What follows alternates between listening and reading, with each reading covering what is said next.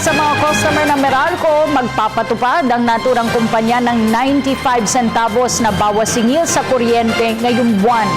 Ang detalye sa ulat ni George Bandola. Sa mga pamilyang may konsumo ng 200 kWh kada buwan, asahan na ang bawas na 19 pesos sa kanilang bayarin sa kuryente. Ngayong buwan kasi ng Marso, bababa ang halaga ng kuryente ng halos 10 sentimos kada kWh. Dahil ito sa pagbaba ng presyo ng kuryente na kinukuha ng Meralco sa ilalim ng power supply agreements nito ng 30 sentimo kada kWh.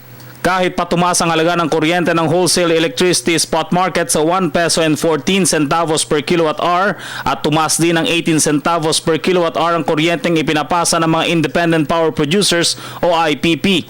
54% ng kuryenteng dumadaloy sa Metro Manila galing sa ilalim ng PSA, 4.5% mula sa WESM at 40.5% mula sa mga IPP.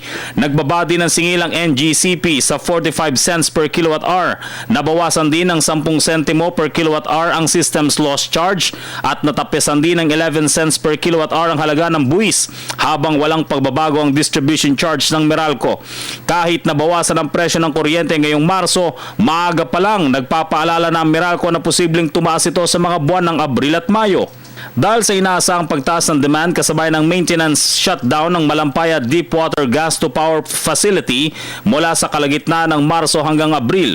Sa ganitong pagkakataon, para masiguro ang sapat na supply, kailangan daw bumili ng mas mahal na biodiesel at natural gas ang tatlong malalaking Malampaya dependent power stations na Ilihan, Santa Rita at Quezon na nakakapagbigay ng halos 2,000 megawatts na kuryente sa Meralco franchise area. Medyo paghandaan na ho natin. This may be perhaps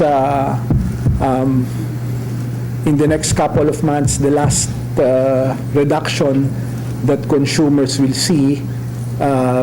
Pagpasok po ng Abril, nakataon din po ito dun sa nakaschedule na shutdown ng Malampaya gas facility on the second week of March up to the second week of April. Para sa Telebisyon ng Bayan, George Bandola.